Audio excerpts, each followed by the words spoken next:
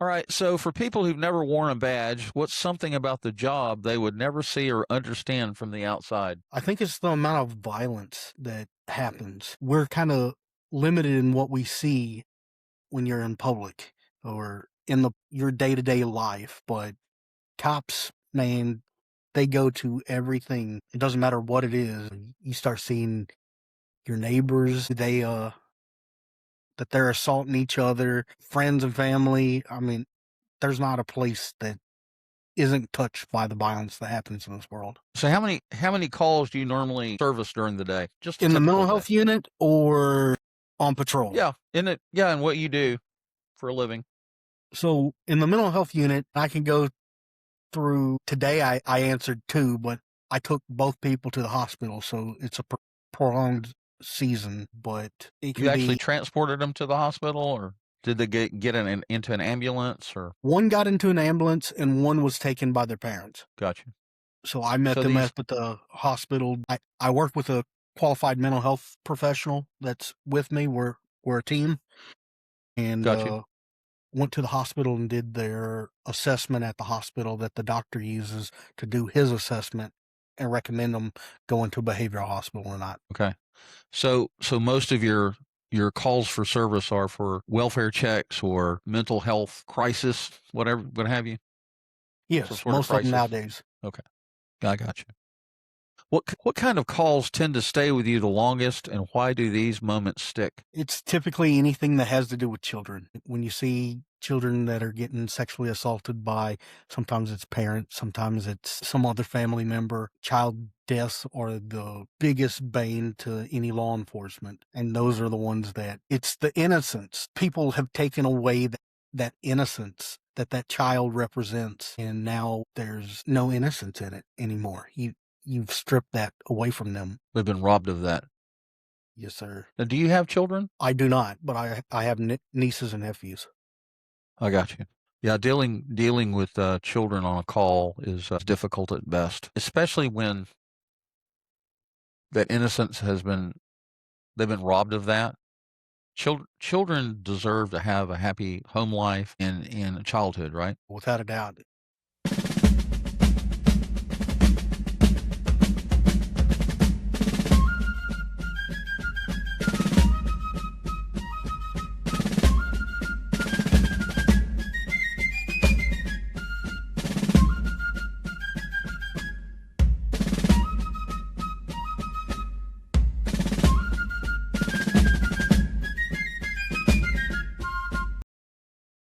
Hello and welcome to Liberty and Gun Rights Podcast. My name is James Moffett, and I'll be your host. Today on the Liberty and Gun Rights Podcast, we're going behind the badge with someone who's lived the true cost of service in ways most people never see. Tom Lee. Hey, Tom, how are you? Good. How are you, Jen? Great. Tom Lee, a Texas sheriff's sergeant, spent years responding to suicides, deaths, violent confrontations, and the kind of quiet trauma that follows you home long after the call is over. In 2019, during a welfare check, Tom was shot in the face with a crossbow and survived. But as you'll hear, that moment didn't start the damage. It revealed what years of cumulative trauma had already been building beneath the surface. In this conversation, Tom speaks openly about PTSD, moral injury, faith, leadership, and the hidden wounds first responders carry. This isn't a story about heroics. It's about the cost and the hope that can rise from it. Let's get started. Tom, just at the outset, I just want to thank you for the service to your communities there in Texas. I appreciate your service and your sacrifice. Thank you, James. So, yeah, do me a favor and introduce yourself as you would to the listening audience. So, my name's Tom Lee. I'm a sheriff deputy with the Hardin County Sheriff's Office. I'm a sergeant on the mental health unit. That county's about 55,000 in population and serves almost 900 square miles. All right.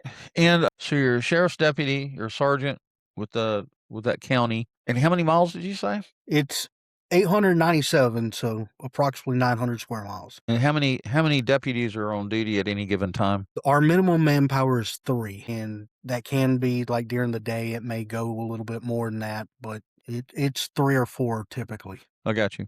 All right. So, for people who've never worn a badge, what's something about the job they would never see or understand from the outside? I think it's the amount of violence that happens. We're kind of limited in what we see when you're in public or in your day-to-day life, but cops, man, they go to everything. It doesn't matter what it is. You start seeing your neighbors, that they're assaulting each other, friends and family. I mean, there's not a place that isn't touched by the violence that happens in this world. So, how many calls do you normally service during the day? Just a In the typical mental day. health unit or on patrol? Yeah, in it. Yeah, and what you do for a living.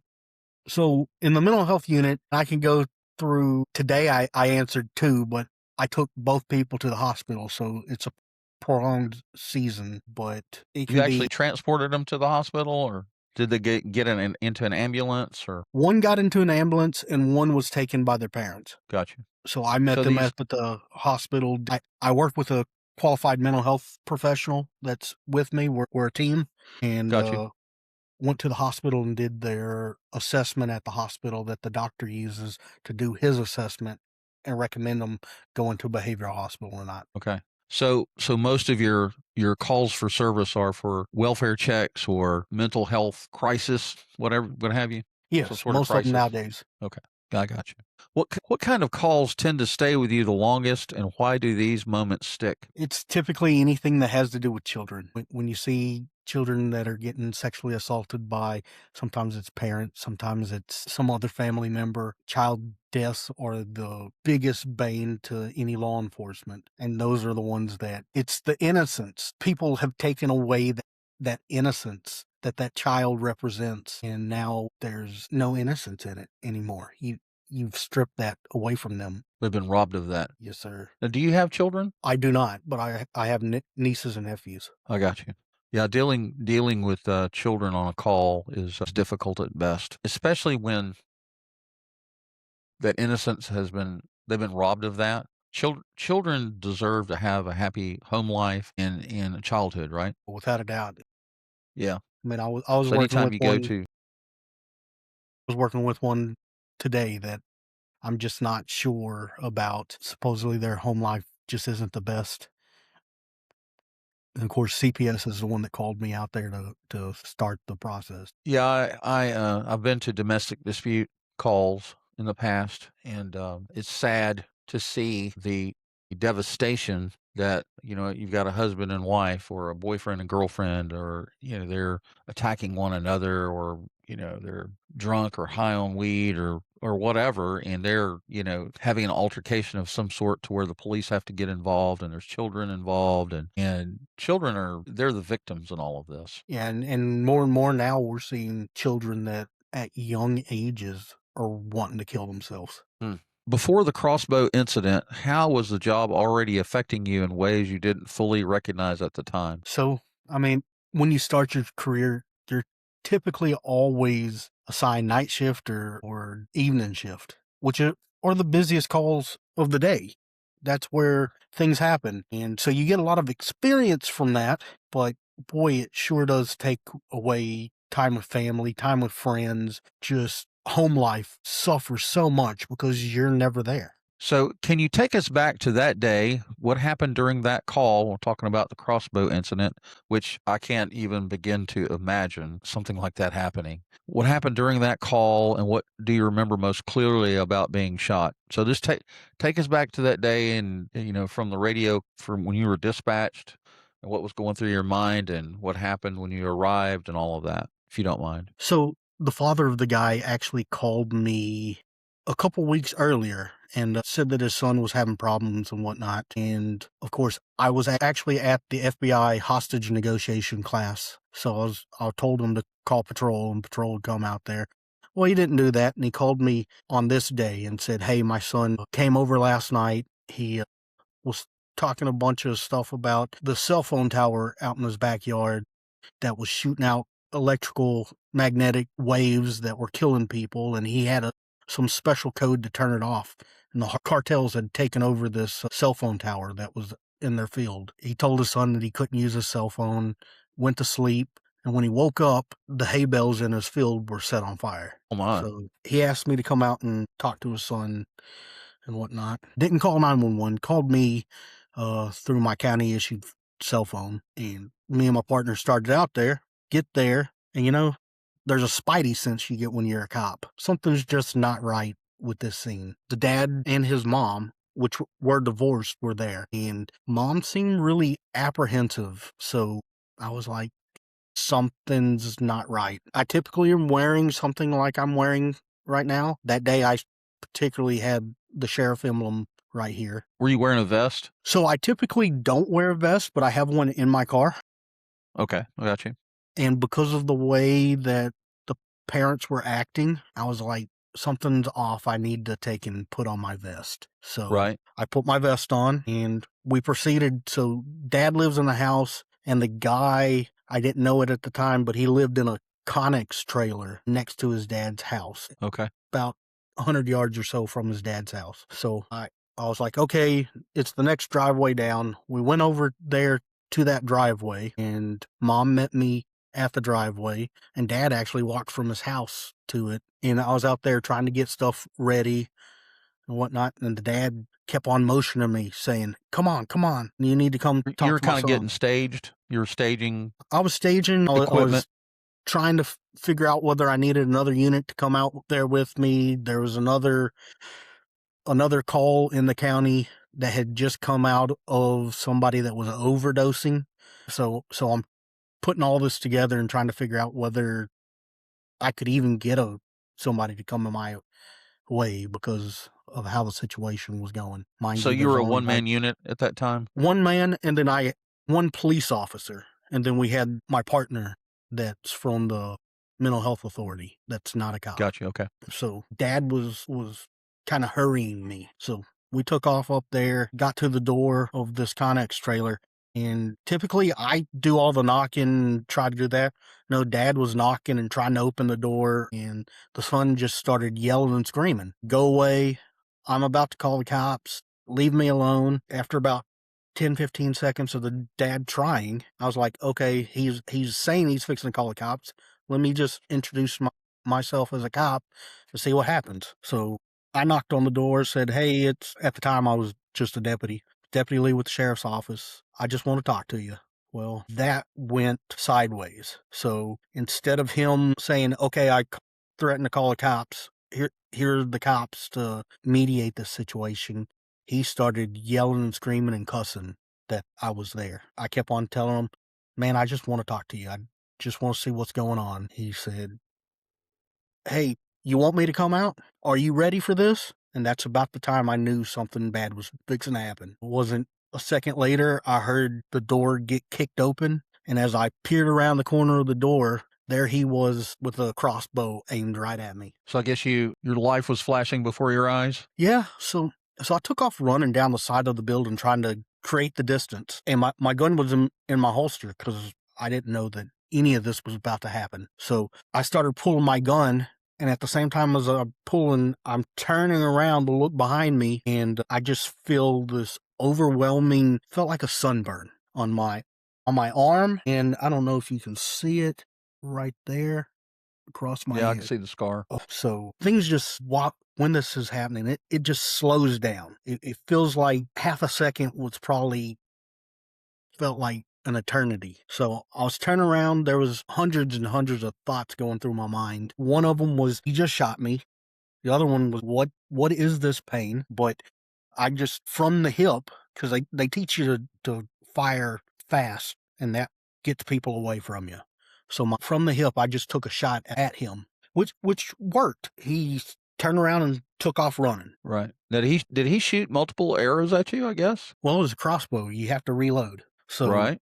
And that takes time. And because I shot at him, he took off running, and there was a patch of trees out there, and he was running in the general area of that patch of trees. I was like, okay, he's getting back there so he can take and reload from some cover and take another shot at me. So I went running up by the door of the Connex trailer and looked out as he was running. And about that time, he started drawing a machete. Great. So I leveled off and shot him, of course, in the back, because he was running away from me, but why else would he be drawing a machete unless he was going to circle back? So did the arrow graze your forehead? Yes, I don't really know exactly what happened. On my shoulder here, there was a pin pocket. The pin was bent that was and there's a little tear on the shirt. I still have the shirt. Right. There's a little tear, and I ended up getting a huge bruise right here and then across here. So I'm guessing I was leaning down as I was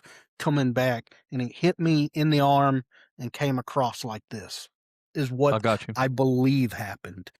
It's really hard to know, but it's only like a centimeter, maybe 2 centimeters away from my left eye, Right. Yeah, it could have I guess it could have been a lot worse, right? without a doubt. I'm so lucky that all I have is this little bitty scar. So you were able to obviously you shot him and you de-escalated the situation to where he was no longer a threat, right? Yeah, so it hit him in the back. He was down. I went and made sure he didn't have the weapons. He tossed the crossbow. I guess as he was running, he tossed the crossbow, and when he got hit with the bullet, the machete went spinning through the air and landed about 10, 15 feet away from him, and he was down on the ground, not really moving. Got you.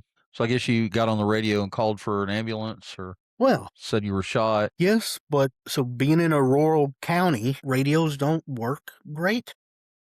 Right, right. And so I keyed up, broke the tower, and told them that shots had been fired, but then they couldn't get me, and I couldn't. Every time I'd sit there and hit the radio button, you'd get dead air, tone that makes when it's not connecting. So I was sitting there, they were trying to reach me, and they were getting nothing. So I was still trying to figure out how bad I'd been shot because I did not know when his mom came towards me and told me that she was a former paramedic. And she like looked at my wound and said, "Hey, it's you were grazed." She put a handkerchief on my head and told me to hold pressure. So that's what I did. And I told her to go check on her son because he was in much worse condition than I was. That's when I went back to my car, was able to get on my car radio and let people know. Got you. And so they rolled some units in your direction. Oh yeah, it rained the cavalry. Of course, it was day shift, so some of the city police officers showed up. The county showed up. Sheriff and all the top brass came out there. The Texas Rangers Goodness. showed up. Wow. Your supervisor show up? Yeah, I mean, yes.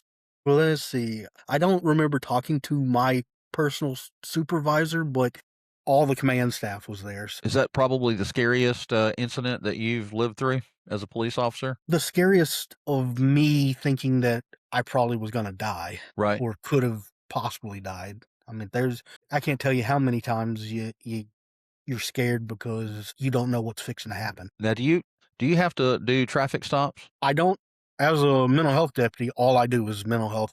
If I see one, I can make one, but it's not a requirement. Back when I was in law enforcement, the deadliest scenario, there was two of them. One was a routine traffic stop, which there's no such thing as a routine traffic stop, as you know, and domestic disputes. Now that was back in '82, and I'm sure that maybe things have changed a little bit, but I'm sure that routine traffic stops and domestic disputes are at the top of the list somewhere. Oh, there still are. When I was on patrol, I made a lot of traffic stops. I used to love doing DWIs. Now, back when I was doing it, we didn't have license plate readers, right? We would have to call in the license plate to dispatch, and we didn't have mobile data transfer units. We didn't have laptops or any of that stuff. So we'd call in where we were located and vehicle description, how many people were in the car, what we saw, license plate number, and we had to wait for them to, depending on the situation, but typically we were able to wait on them to give us some sort of information before we got out of the vehicle. And but yeah, even with the license plate reader today, that's not going to tell you who's driving, right? No, You can have no. you could have some coked out Jack the Ripper type behind the wheel that just, assaulted somebody or robbed somebody or robbed a store, or you just never know. And so you have to, you have to be aware of everything that's going on. And, they teach you to touch the trunk of the car to make sure it's closed and make sure that the driver's side door is not cracked where they can shoot you with a shotgun or something, shooting backwards and just all sorts of things. And we had to we one of the things we had to read when we went through the academy was a book called Street Survival. I don't know if you ever read that book or not. I've never read the book, but I've been to the class. Caliber Yeah, Press. it's very eye-opening to say the least. Between Street Survival and Dave Grossman's On Killing, On Combat. Right. Yeah. I have not read that book, but I have read a lot of his other stuff. And it's sad that you have to have that kind of mentality, but you do for your own I mean, survival. they You teach have you to. every person you come to, you have a plan to kill them. Where they're a potential threat. Yeah, I mean, whether or not you actually do it, I mean, they dictate that circumstance, but you have a plan on how you're going to do it. Because just like my Well, you've already kind situation of changes in a snap of the fingers. Oh yeah, it's very dynamic, very fluid, and so you already kind of told me what was going through your mind in those moments. But how did that experience change you afterward? So, man, it happened right off a road that is right off of one of the highways in the area. And now, anytime I get really close to that highway, I always think about it. It always brings back flashbacks, flood my memory with thinking about the call. So, I mean, and that's part of PTSD. Even though I've never been diagnosed with PTSD, one of the things that is a common occurrence in PTSD is the flashbacks and memories and things that trigger those, like the Right, highway. right. Well, I would imagine that after that incident, you had a heightened awareness when you were approaching vehicles, homes, or mental health subjects that you were fixing to deal with. I'm sure that you took steps to make sure that you weren't surprised anymore, Yeah, as much as possible. well, I almost always, if it's an unknown call, I always have a backup now. It doesn't matter. I'm not gonna approach it without a second unit, which No sometimes such makes I have to wait 30 minutes, an hour to get somebody to me, right. but I'm gonna sit there and wait. Whatever you got to do to stay alive, right? That's the goal. At the end of the shift, you want to go home in one piece, preferably. And you kind of mentioned to me, which I think is something that we should bring up. You mentioned to me that the individual that shot you with the crossbow was a felon, and that he shot you with a crossbow because he couldn't legally own a gun. Not that really ever stops a felon, right? Felons carry weapons all the time because they're criminals, and criminals don't follow the law. But in this case, he didn't have a gun, right? Or did No, he and actually? no, and it's the reason why I got shot with a crossbow and not a gun is because he was convicted felon. He didn't want to go back. He can't purchase. So, what's the next best way to kill somebody? Get an old school gun that isn't counted as a firearm. Well, I think there's been cases where felons have carried revolvers that are not centerfire or what do you call it, rimfire. They're not your typical rimfire projectiles that they cap and ball or whatever. You know what I'm talking about? They're classified as antique guns, but they'll kill you just as dead. Oh yeah, and You you've run seen a across lot any of with those? no, not really. But I mean, if you look at the terrorists right now, what they're using in places like England and France, where there's super tight gun laws, they're using knives and vehicles. So I mean, it's about a mindset that people have, not the firearm. So after the physical wounds started to heal, what did the emotional and mental recovery really look like behind the scenes? So one of the things that you don't think about as a victim of a crime is having to go to court on that, having to get up there and tell everybody, like we're having a conversation now, but there's a jury of your peers, and you're having to take and talk to them and tell them what happened and let them figure out whether how you handled it, what he did, whether it was lawful or not. And I think that was the worst thing ever for me. Even though I was cleared by the DA that I didn't do anything wrong, showing up for him to get his sentence and us talking about it, that was so stressful. I can sit here and tell you about it, but how your audience perceives it. I mean, I shot somebody in the back. They're going to be Right. like, why'd you shoot him in the back? Well, he was pulling a machete out, and what else was he going to do except continue violence on me or the numerous people that were there? Well, he had already attacked you, and it was obvious what his intent was. He wasn't trying to cause minor damage. He was looking to do, fatal damage probably. That was probably his mindset. I don't know what his obviously I don't know what his mental capability or capacity or what his motives were, or I don't know if he was just freaked out of his mind and that was his reaction to your presence. I could armchair quarterback this until the cows come home, and I don't want to do that. But yeah, I'm sure that people, as they're listening to this interview, some of them might question, if he's running away from you and you shot him in the back, why would you do that? You know? Yeah, and that was the hardest thing on me is okay, are these jury members gonna give him a light sentence because that happened? Think that he already served his time because that happened? How was it going to go in the public eye? I guess they This they was probably after put you George. on they put you on administrative leave. I was on administrative leave for approximately a month. Okay, I got you. So what did the emotional and mental recovery look like for you? So, I mean, is this something that was on your mind all the time? I would imagine it probably was. Probably relived that scene 100 times. yeah, I mean, I was fortunate enough, I already was working in mental health, so I had people come and talk to me, tell me some of the things to do, some of the things to avoid. I didn't listen to them all. I went that first night because I couldn't just stay at home after that happened. It's like I feel like I'm alone. So I went to a bar and drank that night. Didn't drink a lot. And then of course my head was all bandaged up and whatnot, and Right. everybody's asking what happened. Of course you can't tell them much. So people started they're like, "You're from what we saw on the news. Here, let me buy you around and whatnot." So there was a little bit of drinking that happened, which isn't the best thing to do. It's not a good thing to do in that situation, but just like any other cop, that's how you typically deal with things. Well, you were the victim of a violent crime. So you suffered mentally and emotionally and physically like any other victim of a violent crime, right? You just happened to wear a badge. Yeah, and I since that incident, I put myself through there.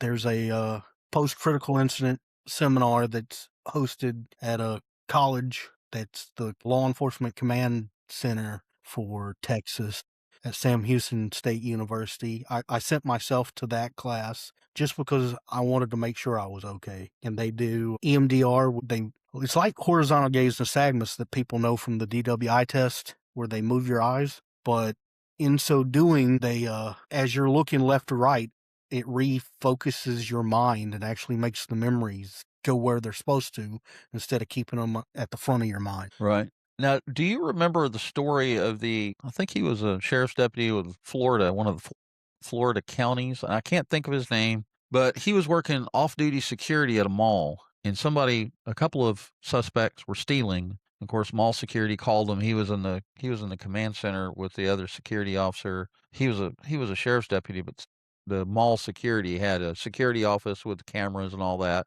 and he wound up giving foot pursuit after this guy. And this kid, he was 18 years old. He turned around and shot him in the face with a handgun. I don't know if you ever heard that story or not, or read about it. And I want to say it's probably been a good 10 or 15 years since that happened now, but it was an amazing. He lived to tell the story, and he talked about how his everything just slowed down to a crawl. And you get tunnel vision, you can't hear anything anymore. You're just fighting for your life, and that's literally what he wound up doing in a drainage ditch with this 18-year-old kid, and he wound up having to kill him. Yeah. And I actually got to hear him tell the story in person. I went to an event where he was there and he told that story, and he was talking about the importance of physical fitness and being in shape as a police officer and law enforcement. That you can't be overweight. When you're fighting for your life out on the street somewhere and somebody's trying to kill you, everything you can bring to your disposal to save your life is important, which obviously good mental health, good physical fitness, and all of that comes into play. Experience in law enforcement and knowing the tools of the trade and how to get to them and use them, adequately and all that. But it's a scary thing. It can be super crazy. I mean, I've been on so many calls. I can't admit I was the guy I liked going to the violent calls. It's been when I was in patrol. You can send me to a burglary report. and I absolutely hated it. Send me to a domestic violence, a man with a gun, something. Those are the calls I want to go to. Would you say that maybe at that time in your life, as you talk about liking to go to those types of calls, do you think maybe you might have been a little bit of an adrenaline junkie? I would 100% say that I was addicted to adrenaline. Yeah. Well, there's nothing like rolling up on a scene where you don't know what's fixing to happen and you know that somebody is being violent or somebody is fixing to be a victim of a violent crime and you're there to help people and to de-escalate a situation and hopefully you can stop somebody from getting hurt, including yourself, right? Well, yeah, it's all about what can I do to help those people. I want to go to the most violent things that are there and try stop it from happening, control it. Of course, that's putting yourself in extraordinary danger, but if you're the one that's able to help the situation out and prevent it from getting more dangerous, that's the goal. So, for the listening audience, take us back to how did you get into law enforcement, and can you tell us why you decided to take that career path? Well, it was never what I really thought I was going to do. When I got out of my dad owned his own air conditioning heating company, and that's what I thought I was going to do. And I went to college pursuing a degree in computer science and electrical engineering, and I was going to do some electrical side, the big buildings, and do air conditioning components that are controlled by kind of like your Nest thermostats or stuff. Way back then, Nest wasn't a thing, but that's where I saw myself, is working on big commercial buildings that have those everywhere. And when I got to college, as typically most colleges do, they make you go through a student orientation. And part of that student orientation, you get to go see all the student groups. They set up tables, and it just so happens that the police department had a police explorers program. Okay. And I was like, that'd be interesting just to get to know what law enforcement does and whatnot. So I joined And the how old were you explorers. at that time? 19, Okay, 1920. I got you. And so I joined the explorers, started doing that at the college level, and found it a lot of fun. And they had a thing where they were going to allow the students to be dispatchers as a student worker. And so I started dispatching. Then I got hired as a full-time dispatcher for them. And that quickly made me think, man, I want to be doing the real stuff, not sitting here just helping on the sidelines. And that drove me into going into policing. So what attracted you to law enforcement? I mean, I know you're talking about your college days and how the law enforcement had the table and you joined the what was it called? The police explorers? Yeah, police explorers. Did you get Yeah. to go on ride-alongs? I got to go on ride-alongs. They they taught us what to do. You did building searches, you did bomb searches, you did misdemeanor traffic stops, high risk traffic stops, or felony traffic stops. They taught you all that in the Explorers, kind of like a police academy, but a lot more hands on. You got good at running through just scenarios after scenarios doing that, and it just built a drive, a love of doing that. So at any time as you were kind of enamored with all of that, did you have a desire to help people maybe? To get into it to serve people, help people? Yes, I mean, and that's the biggest joke in police oral boards or hiring boards. Everybody you ask, why you want to be a cop? I want to help people. So you the overarching goal is to help people, and then you get to do all the cool stuff with it. You get to drive Right. fast and Sure. wear a gun and do all those things. But I mean, the overarching goal of why you're doing all that is you want to help people. So backtracking a little bit, let's talk about the subject that you shot in the back. What were your thoughts and what was your attitude or your emotions towards him? I mean, you saw him laying on the ground. You probably didn't know whether he was dead or alive, or did you know that he had survived the shot? Or I thought he was going to die. I mean, yeah, he was laying there. I told his mom to attend to him because I figured he was going to die. did that mess with you for a while, No, I emotionally or mentally? think I mean, I was 17 years into my career at this point. Got you. I mean, I can't tell you how many dead bodies at this point in time in my career. It didn't really affect me like, oh gosh, I just killed somebody. It was like I did what I had to do. I mean, You're trying to if survive. Yeah. if I wouldn't have done that, myself or the 5 or 6 people that were there with me, somebody would have gotten hurt really, really bad. All right. So law enforcement culture often teaches officers to push through. How did that mindset impact your willingness to deal with trauma? I mean, that's part of it. You have to push through. I mean, you can't let something defeat you, but it's almost a two-edged sword here. On one side, it's great that you push through. On the other side, just burying it and not talking about it and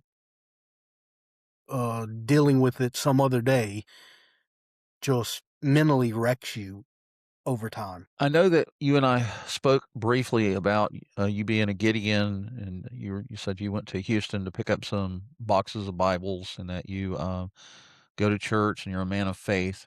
How did your faith how does your faith affect your role as a police officer? Throughout my career, it's been kind of an up and down thing. I graduated from a Christian high school. Then I didn't really use that while I was in my first few years. Did a bunch of stuff that I shouldn't, drinking a lot, going to parties, just not living the way I should. And then my first agency, that they actually fired me. There's a lot that goes into that. I did some things that I shouldn't have done, took and didn't want me around anymore and did everything in their power to get rid of me. And once they did, of course, during that time, I had my field training officer committed suicide also. Oh man, I'm sorry to hear So that.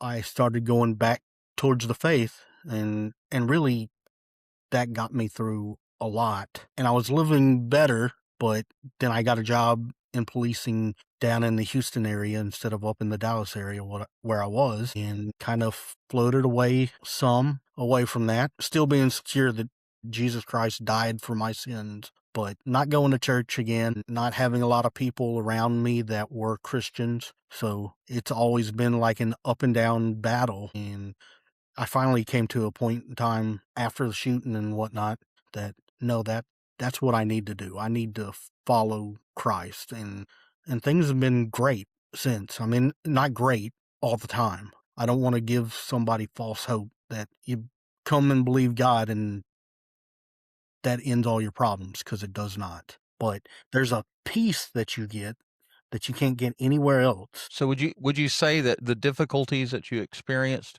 as a young police officer kind of helped to draw you back to the cross, back to the roots of your faith? Well, yes, without a doubt. I mean, I started going to church again. I started praying again. It wasn't just, okay, this is what I believe. It was actually following through on that. Well, that's good. Glad to hear that. I think that's something we all need, right? Oh, yeah. I can tell you. So I responded to the aftermath of Uvalde, not to the Uvalde school shooting, but to the aftermath a couple days after it happened. One of the things that we were hearing from the first responders and stuff that worked that is they were all looking for Bibles. And that's really how I got involved in the Gideons. I had a friend that was a Gideon at the time, and I called him up and said, "Hey, can I get some Bibles? That's what they're asking for." He was like, "Let me see what I can do." And within 2 hours, I had a couple hundred Bibles that people could give out to all these people that were hurting and wanting the Bibles. Yeah, I can't imagine experiencing any of that. And it's interesting to hear that people were asking for that. Yeah, we were sitting at a table. My first day there was a Saturday, and we were sitting out at the tables before and in the command post, and I was just going to work the command post and kind of help them out. And some of the field officers that were out talking to those people, they're like, "That's all we hear. Everybody keeps on asking for Bibles. Do we have any access to them?" I was in the right place at the right time. Did they have chaplains that were on the scene that you would think that they would have a connection with the Gideons or access to that sort of, They had literature? chaplains in the The actual where we had the command post set up at was at one of the churches. And the churches were like, here, we have a few on the shelf. You can take all these, but Right. it They wasn't just near. weren't equipped for that sort of a scenario. Yeah, they weren't ready for that. Right. It didn't take no time making a phone call that Bibles just showed up. And the Gideons actually weren't doing anything about it either. And they figured out from my call that the community was hurting, and they ended up going out and giving up over 7,000 Bibles away to that community. Wow. Wow, that's crazy. So, looking back now, what do you wish people understood about the human cost of wearing the badge, not just in moments like that, but over an entire career? I think your family suffers a lot because you're never there. When you are there, a lot of times you draw into yourself. You don't want to express yourself to others. There's a lot of that happens in law enforcement and in any of the first responders. Some of that, we don't want to burden others with what we have to go through. So Right. let's not re-traumatize you by letting you hear the trauma that we went through. And you hear that time and time again from law enforcement officers. Well, you also, I think part of the mindset when you come home is you kind of compartmentalize all the crap that you saw during the day, right? You just kind of shove it back in your mind and try not to focus on it too much or dwell on it or whatever. Yes, sir. I mean, that's it's really, I mean, if you can stuff it in an envelope and not think about it, and I mean, it's there, but it's way back there in the back, and that bin's can only take so much until it starts overflowing. Well, yeah, and that's the danger of compartmentalizing trauma. I'm a child of the 70s and 80s, and we were taught that men don't cry, and that if you get a spanking or whatever, your dad would always tell you, if you want to cry, I'll give you something else to cry about. And you were always taught to pull yourself up by your bootstraps, and you kind of had the John Wayne syndrome and tough guy persona, and it's like you said, if you don't deal with trauma, if you don't deal with the emotions of the things that you see in law enforcement, it's going to come back to bite you. Well, they've found over time that, and it doesn't matter whether it's police officers or the general public, that the way to deal with it is actually talking about it. If you bottle it up, it just sits there and festers and festers. But if you talk about it, it actually is very cathartic for you. So for the officer listening right now, silently carrying the weight of the job, what would you say to them? Find people that you can generally trust and talk to them. Open up about what's going on. So many of us have turned into alcoholics. I mean, I've been dealing with several alcoholics recently, both veterans and first responders. That just is the worst thing for you, to turn to the bottle, try to isolate yourself from everybody else so you don't hurt anymore. And that's the reason why our suicide numbers are so high, because at some point in time you're not able to deal with it. And there are resources out there. There are counselors and things that have been first responders that can help you. Don't just deal with it yourself. Find the resources, whether you call Cop Line or one of the other police lines. You find a good buddy that's a cop with you that you can confide in and trust in.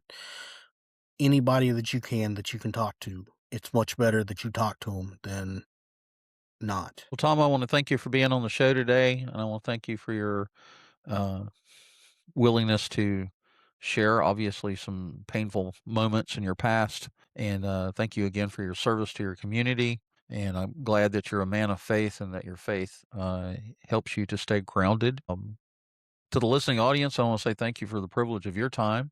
Thanks for listening to today's conversation with Tom Lee. His story reminds us that behind every badge is a human being carrying wounds most people never see, and that the cost of service doesn't end when the call is over. Tom's honesty about trauma, faith, and the long road to healing gives all of us a deeper understanding of what first responders face and what real resilience looks like. If this episode moved you, share it with someone who needs to hear it. And if you're a first responder struggling in silence, let Tom's story be a reminder you're not alone and there is a way forward. Until next time, stay grounded, stay grateful, and keep pursuing truth with courage. Now, Tom, if somebody wanted to get a hold of you or get in contact with you, how would they do that? I've got a website. I've written a book. That website is www.scarsofthebadge.com.